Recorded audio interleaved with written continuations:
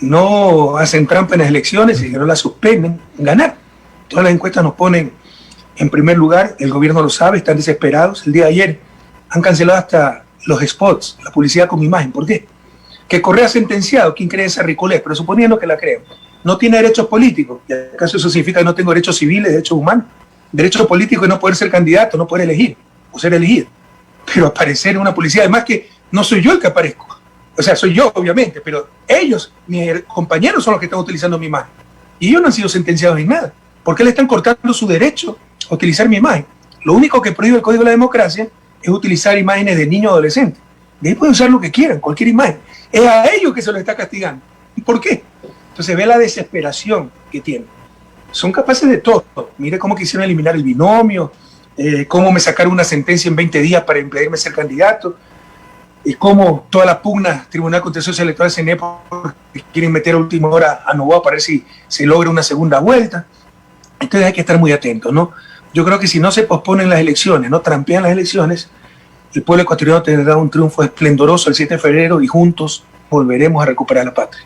Pero en esta cuestión, bueno, sí, la resolución fue últimamente del CNE de quitar su imagen de todas las pancartas, propaganda que se hacía en la capital de la República. Igual disposición también se está dando para las demás provincias del Ecuador. Pero parecía más que era en sí Rafael Correa antes que Andrés Arauz, era también su perspectiva, y cuando el verdadero candidato es Andrés Arauz. De parte ya también preguntamos por qué se eligió Andrés Arauz del binomio Carlos Rabascal. ¿Y cuál es el problema? ¿Acaso el peronismo no utiliza la imagen de Perón? ¿Acaso el alfarismo no utilizaba y nosotros mismos la imagen de Alfaro? ¿Cuál es el problema? Si puedo ayudar en algo, pero es que el pueblo ecuatoriano es ladrón. Lo que están demostrando es que nadie les cree, están desesperados. Porque 4 años nos han perseguido, nos han acusado de todo, me llaman prófugo, me sacan sentencia por influjo psíquico. Y tienen que suspender mi imagen porque saben que el pueblo ecuatoriano nos quiere. Porque el pueblo ecuatoriano no va a apoyar a un ladrón. No les cree nadie. Saben que no les creen. Entonces están desesperados. Y a Andrés Arauz también sale mucha publicidad por ese caso. ¿Por qué se eligió a Andrés Arauz? ¿Por qué no a Andrés Arauz? Nosotros creemos en la juventud, creemos en la renovación de la política. De hecho, Andrés Arauz es fruto de esa convicción.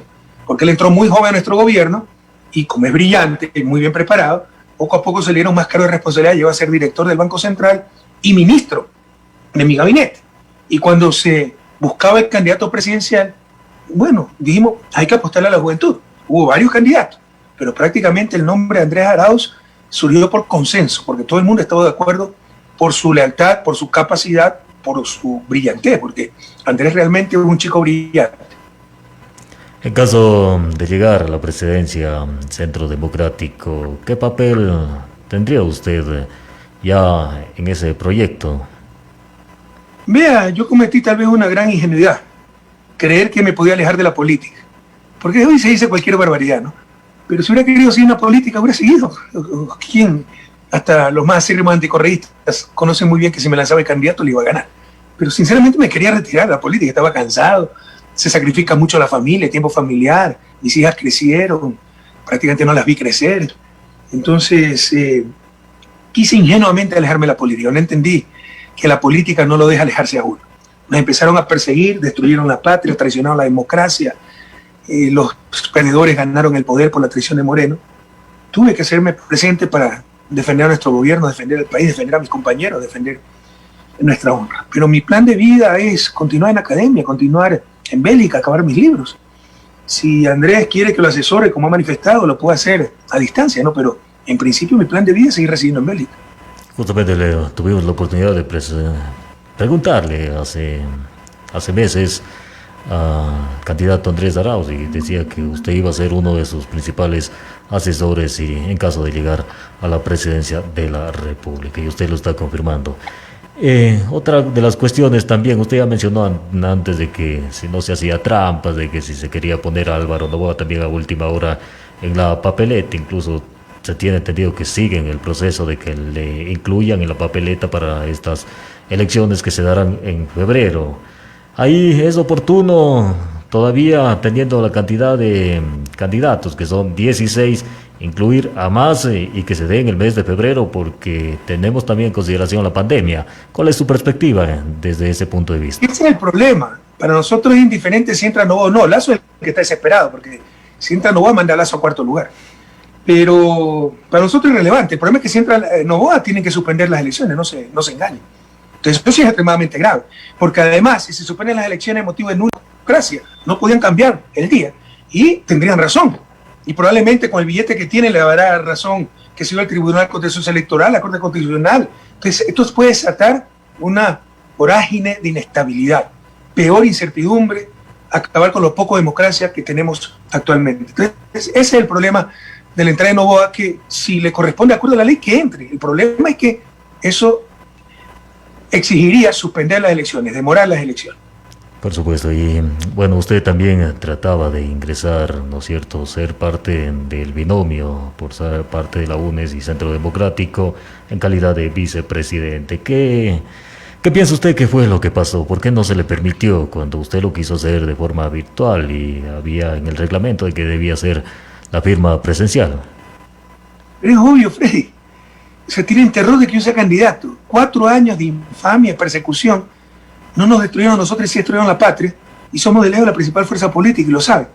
Pero esta obsesión por tratar de borrarme de la esfera pública, política, que no era intención estar en la esfera política. Yo no pensaba ser candidato en estas elecciones. Pero empezó de la consulta mañosa. Hubo una pregunta dedicada a mí, la segunda. Solo faltaba que ponga mi sello de identidad. Era prohibir, le llamaron con engaños, induciendo a la gente a engaños, ¿no? Prohibir la reelección indefinida, que no es reelección indefinida, es postulación indefinida, el que elige el pueblo ecuatoriano. Si quiere, vota por ti, si no, no. Es ampliar, es tener elecciones libres, ampliar la capacidad de elección.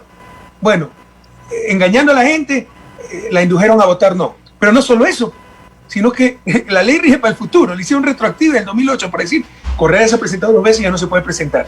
Entonces, desde ahí, en su desesperación, ¿no?, con el terror que tienen de que yo sea candidato, me impidieron lanzarme a la presidencia. Pero podía lanzarme a la vicepresidencia. Entonces, ¿qué hicieron? En 20 días, algo inaudito, en Europa una casación es la última etapa de un juicio penal. Primera instancia, segunda instancia, casación.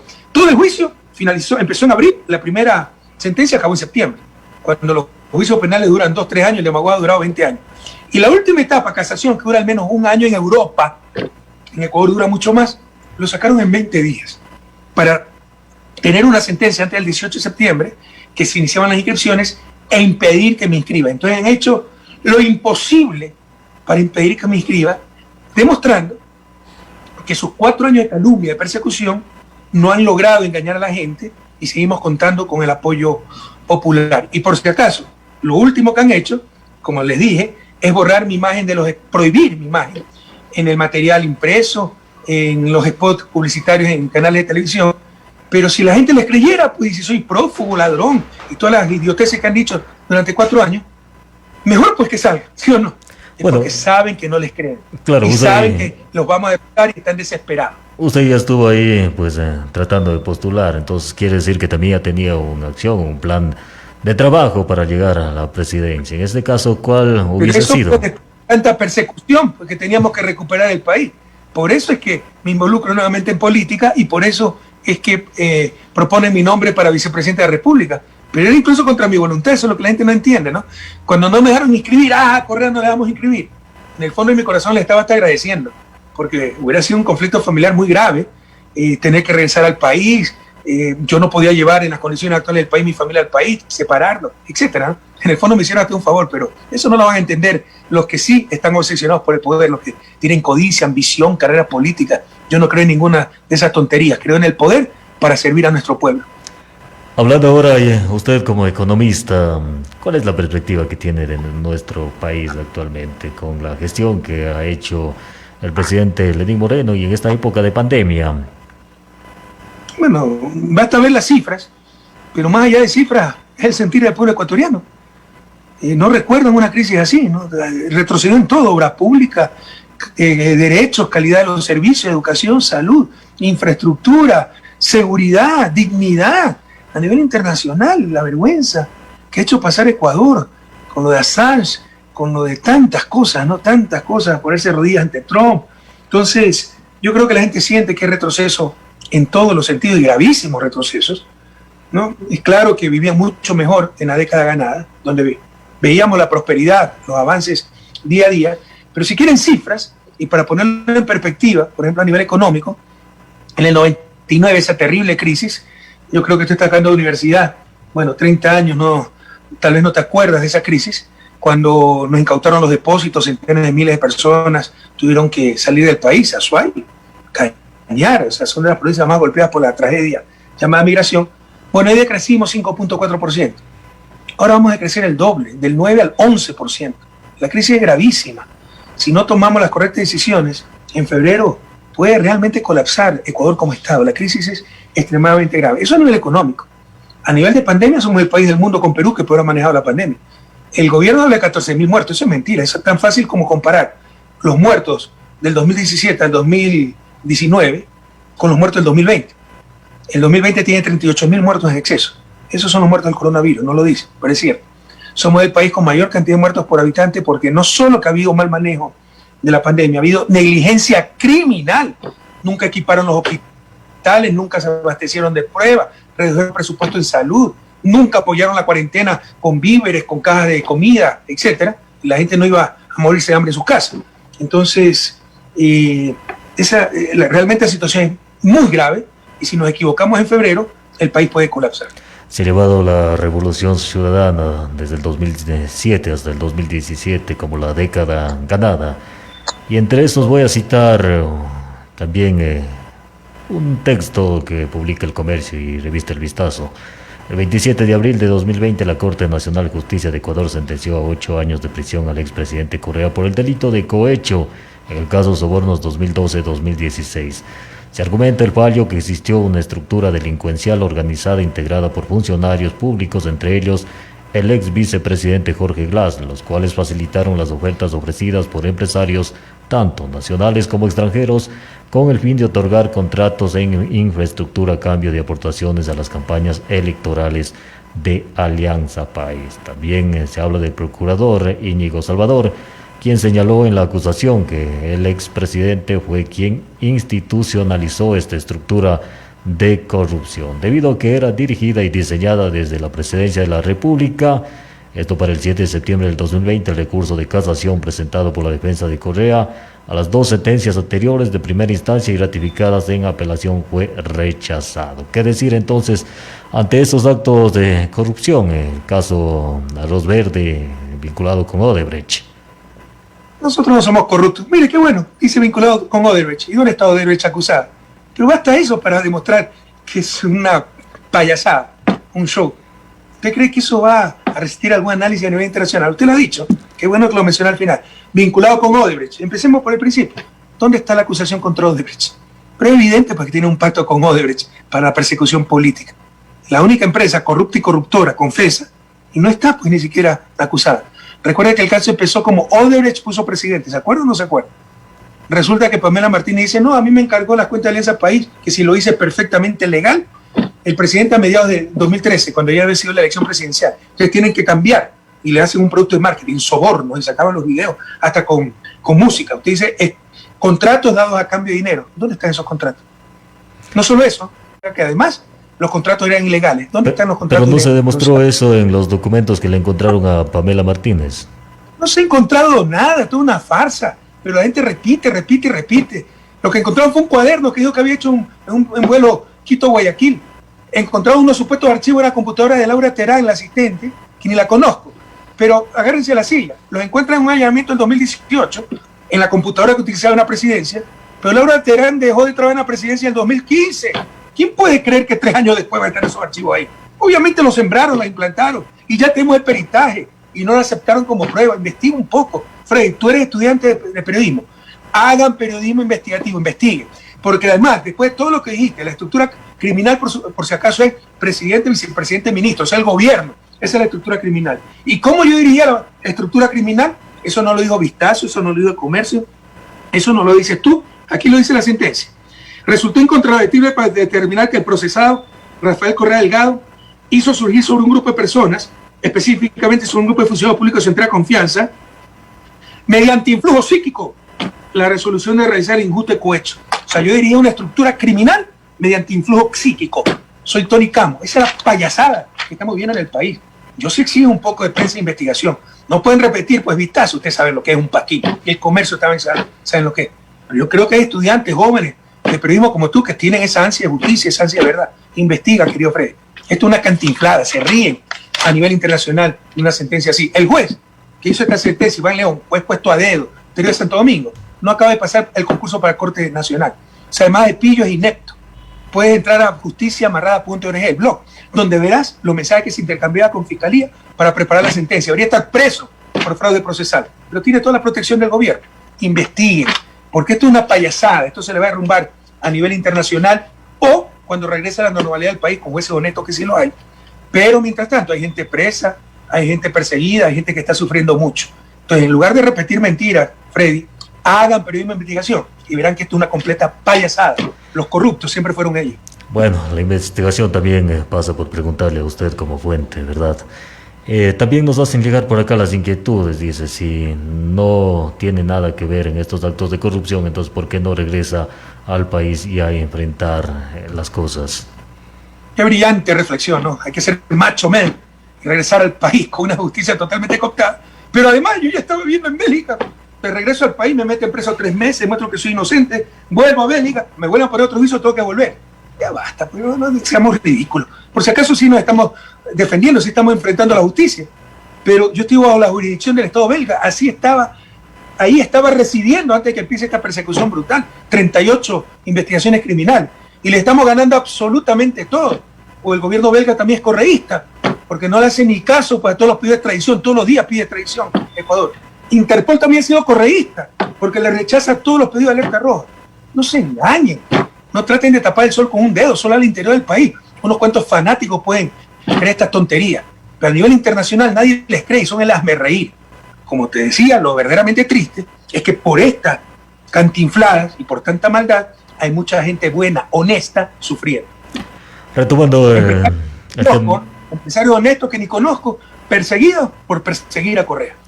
Retomando nuevamente el tema de elecciones, cualquiera que sea el candidato que gane, ¿cuál debería ser la prioridad con nuestro país? Más allá de, obviamente, la corrupción, ¿no es cierto? Pero hay temas en cuanto a salud, seguridad. ¿Cuál cree usted, desde su perspectiva, que debería enfocarse primeramente el próximo presidente del Ecuador? Sin duda, rescatar la economía. La economía está destrozada, como te decía, 11% de crecimiento, desempleo generalizado, negocios cerrados, incluso suicidios por la desesperación de la situación económica. Eso es muy doloroso, muy doloroso. Yo recuerdo que cuando llegué al gobierno, todavía había suicidios de niños, es un fenómeno nuevo. Antes de la crisis del 99, no había suicidio infantil en Ecuador. Empezó con la crisis del 99, se quedaban solos, criados por el vecino, por el hermano mayor, por los tíos, y tremendamente triste, se nos suicidaban chicos de 12, 13 años. Gracias a Dios se logró parar todo eso. Han vuelto los suicidios. En este caso no infantiles, pero suicidios por la cuestión económica. Eso no debe dejarnos dormir tranquilos a nadie.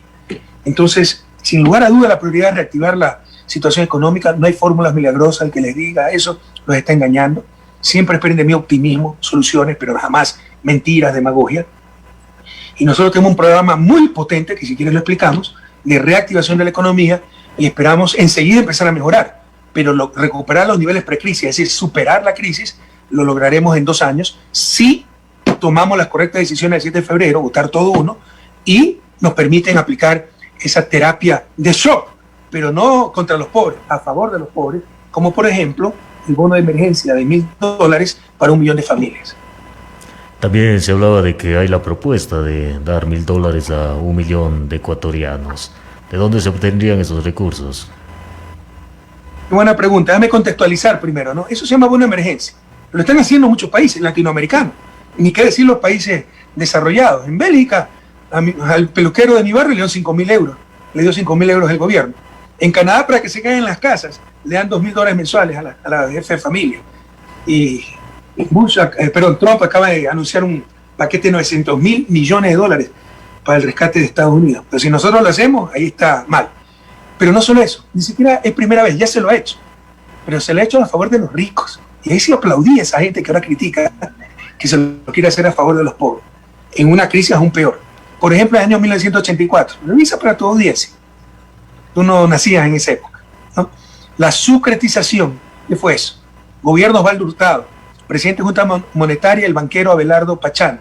Sus panas de la argolla se endeudan con el exterior, los empresarios, las élites, y dicen, bueno, Estado, hágase cargo usted la deuda en dólares con el exterior y yo le pago en sucres devaluados. Sucre era moneda nacional en ese momento. Y el gobierno acepta. Asume esa deuda con el exterior en dólares y recibe la plata de los endeudados en sucre. Eso significa una transferencia para los más ricos, los empresarios que se habían endeudado en el exterior, de 1.300 millones de dólares. En una economía de 17.000 millones de dólares. Por ahí sí estaba bien. Era para los ricos. Salvataje bancario en el 99.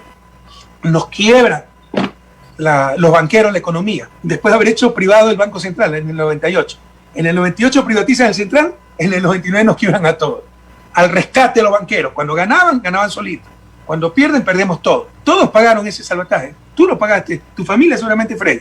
Porque si tenían 1 millón de sucres en el banco, a 10.000 sucres dólar, tenían 100 dólares. Le incautan los depósitos, se los devuelven un año después en dólares, pero a 25.000 sucres dólares. Solo le devolvieron 40 dólares, le robaron 60 dólares, 60% de sus depósitos que fueron a los bolsillos de los banqueros, el famoso salvataje bancario. 8.000 millones de dólares en una economía de 30.000 millones, más del 75% del PIB, del Producto Interno Bruto. Ahora, que es una crisis mucho peor, se quiere dar 1.000 millones, pero a los más pobres, 1.000 dólares por familia, 1 millón de familias, en una economía de 100.000 millones de dólares, es decir, 1% del PIB.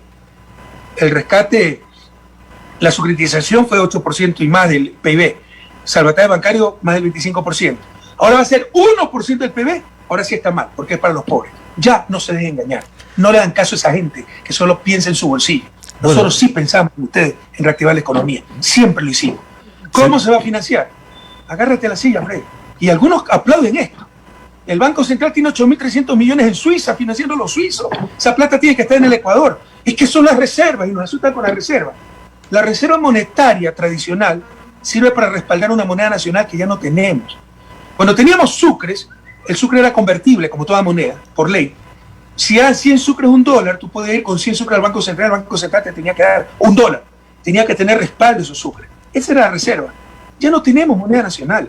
Esa reserva en el 80% son depósitos del sector público, del propio Estado, del gobierno, de los municipios, de universidades públicas. Pero además, ni siquiera son fruto de ahorro, sino de endeudamiento. Ahí están los 6.500 millones que nos dio el Fondo Monetario al 2.9%. El Banco Central nos manda a Suiza 8.300 millones. Economista. Otros rubros a ganar 0.75%. Esa plata debe estar trabajando para el pueblo ecuatoriano, para reactivar la economía. Esa es nuestra propuesta. Y para evitar eso es que quieren privatizar nuevamente el Banco Central, como en 1998, para quebrarnos nuevamente, como lo hicieron en 1999. Economista, nos quejamos de que la situación crítica en la economía está así, pues. Pero